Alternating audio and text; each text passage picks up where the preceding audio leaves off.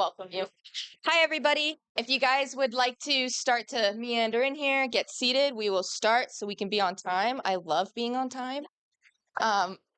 So I want to welcome Dr. Brahmi. He will discuss all of the navigating of the clinical trials. You've heard a lot about drugs, you've heard surgery, and so the last piece of the puzzle is the clinical trials. And so I will let him take that over. Thank you. So, thank you, everyone. Good afternoon, and thanks for the invitation. My name is Mehdi Brahmi. I'm a medical oncologist in the Centre-Léon-Bérat, which is a cancer center in France.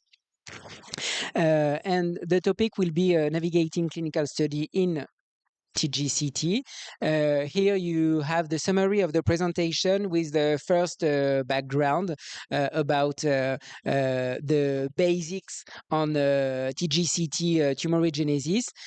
Then we will discuss on retrospective study and phase 1 and 2 studies before talking about phase 3 randomized trials. And you will see that not all drugs that are testing in phase 1 and 2 studies are going to phase 3 trials, even if the drugs are efficient, and we should understand why, because you know that if we want to have available drugs, they have to be tested in phase 3, so it is important to understand why, and then we will conclude. So first, for introducing this presentation, I would like you to know what is an oncogenic translocation. An oncogenic translocation is a gene fusion, also called chromosomal rearrangement. It is a juxtapositioning of two previously independent genes of two different chromosomes.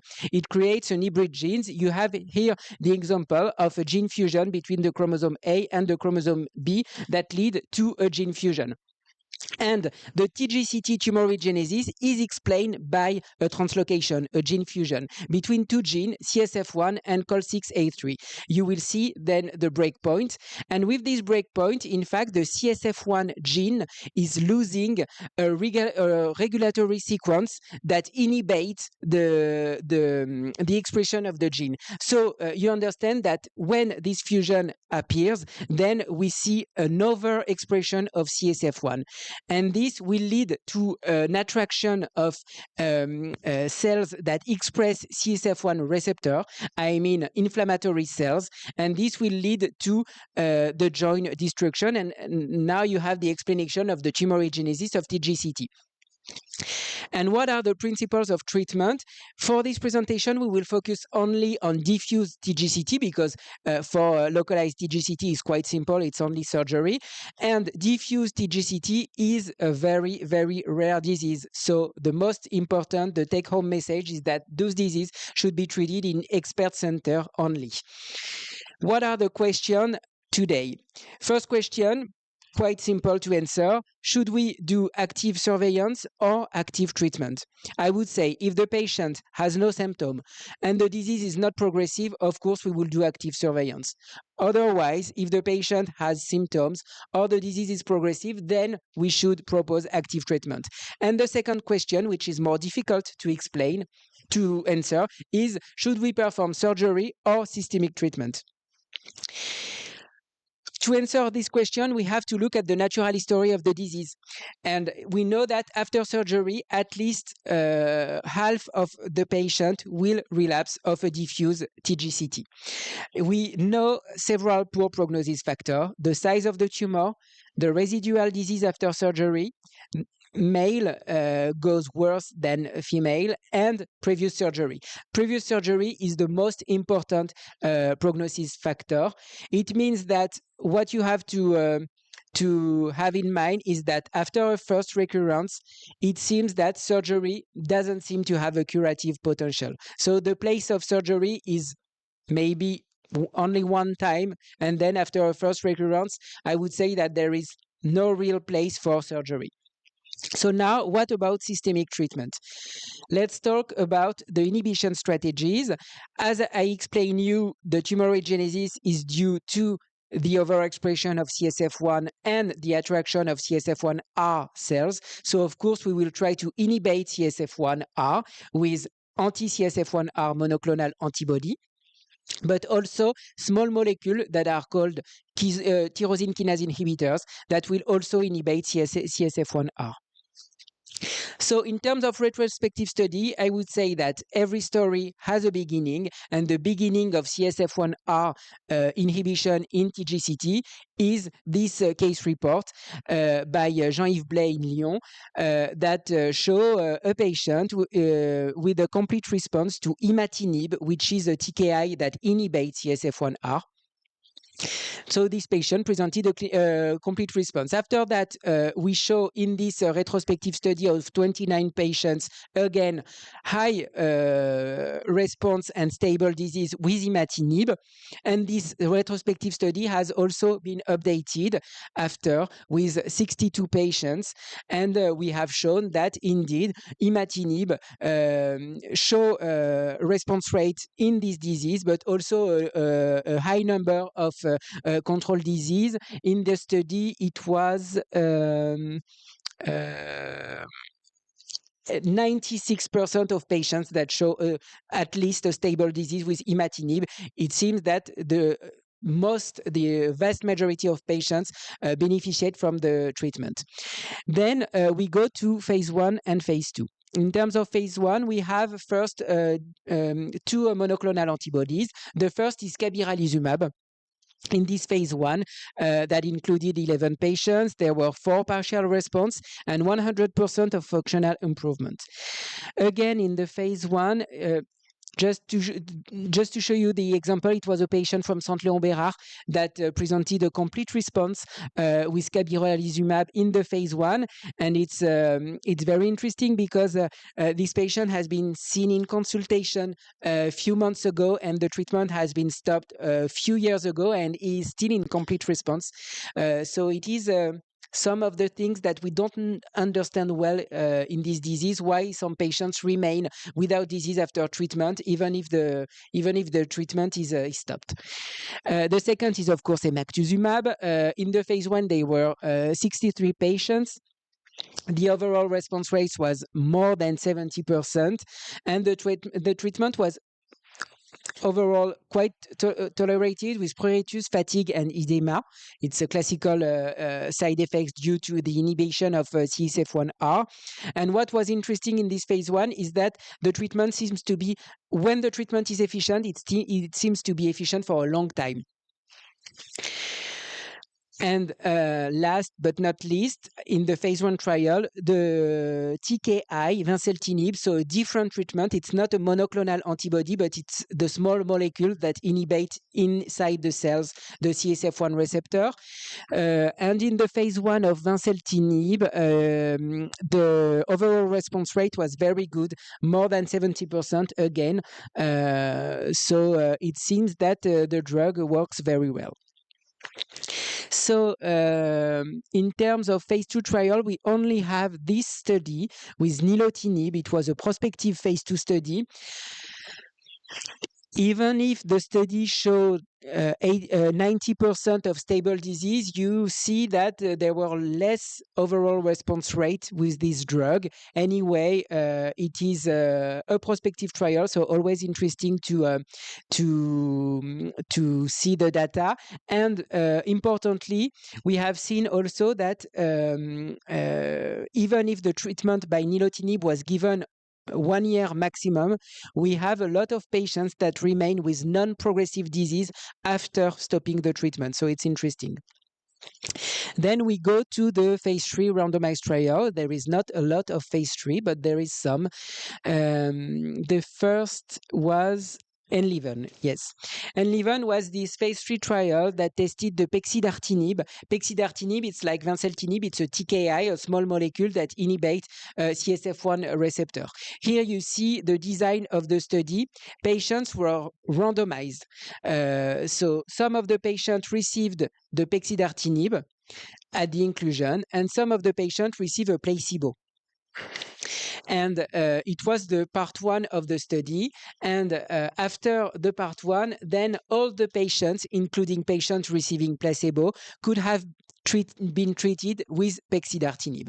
And after you have the results with an overall response rate, very interesting. When we pulled all the study of pexidartinib, phase 1 and phase 3, we have 70% of overall response rate, meaning that the treatment is very efficient. In terms of safety, we have more than 40% of grade 3 to 4 adverse events. And the main issue of pexidartinib was that in the study, there were 3 patients with a mixed and cholestatic hepatotoxicity, and 1 patient who presented this toxicity for at least 7 months and that required 2 liver dialysis. On the contrary, with a long-term follow-up that have been performed by the study, we have seen that there were no more toxicity added for patients that have been treated more longer with pexidartinib. Anyway, regarding this toxicity, we had to face an EMA refusal. There were different explanations, but the main explanation of EMA was, of course, this potential threatening effects of Turalio, pexidartinib, on the liver. So, as of today, we don't have access, at least in Europe, to pexidartinib, even if the treatment is available in the US. Just a quick slide about pexidartinib rechallenge, just to tell you that about this drug, it's also interesting to see that even if we stop the drug, some patients remain without progressive disease, and when the disease progresses, it was the case of about 50% of patients. When you re-challenge patients with the treatment works well, even if there were the stop of the treatment. So it's interesting. For this phase 3 trial motion, I wanted to talk about this phase 3, of course, because it is the more recent. Patients were, as the uneven trial, patients were randomized, 2 patients treated with vinceltinib and 1 patient treated with placebo. And the patient treated with placebo could have been treated with the active drug after the part 1. Here you see the eligibility criteria. It was a patient, of course, with diffuse TGCT and with some exclusion criteria. Importantly, patients shouldn't have been treated with other inhibitor of CSF1R except imatinib or nilotinib, meaning that patients who have received emactuzumab or pexidartinib could not have been enrolled in the study. Interestingly, it is very important to see that the study endpoint, of course, the primary endpoint was overall response rate, but there were also a lot of secondary endpoints about the quality of life and the pain, the range of motion, the stiffness, etc. And it is very important because, as you have seen previously for the EMA refusal, they refuse the pexidartinib because of the hepatic toxicity, but also because we were lacking data about functional improvement and quality of life of patients. So we have to be careful of this. Here you see a clinical case of a patient treated in Saint-Léon-Bérard with diffuse TGCT after vinceltinib and before vinceltinib and after vinceltinib. So we see a huge reduction in terms of size of the tumor with this drug. And the good news is that we had press release from Decifera that explained to us the positivity of the study with an improvement in terms of overall response rate. 40% versus 0% for placebo, and also a study which was positive for all the secondary endpoints that I told you before: active range of motion, physical function, stiffness, quality of life, pain, etc. In terms of safety, it is quite usual for those kind of TKI that target CSF1 receptor, with mainly edema, fatigue, and pruritus. But more than a third of patients are suffering for these side effects. And the story is not finished, because we are waiting for the phase 3 trial of pimicotinib, which is another TKI that targets CSF1 receptor. It will be randomized versus placebo. And also another study with not a TKI but a monoclonal antibody that I talked before in the phase 1, the emactuzumab, which will open soon in patients with diffuse TGCT. So to conclude, we have a lot of drugs. It is good news. Or I would say it seems to be a good news, because we have a lot of drugs. But in fact, in routine, what do we have?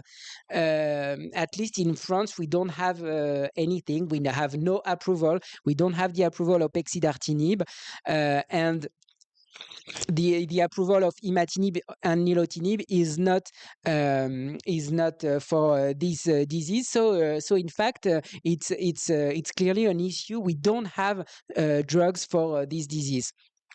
All drugs do not go into phase 3, and we should understand why. Is it because it is a rare disease, so maybe less interesting than going into a phase 3 for frequent disease? We don't know. We are very happy that emactuzumab is going into a phase 3, but we were waiting for this phase 3 for a lot of years. And last but not least, we should encourage phase 4. It means after the phase 3, after the approval, in order to understand how to manage the disease, how long should we continue the treatment, and to understand also the long-term tolerance of those drugs. And that's all.